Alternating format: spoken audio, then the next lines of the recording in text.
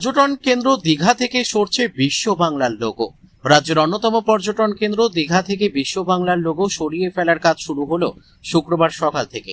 Old দীঘার 1 নম্বর গেটের সামনে বিশ্ব বাংলার লোগো সুন্দরভাবে সাজিয়ে তোলা হয়েছিল, তা সরিয়ে ফেলার কাজ শুরু হয়েছে।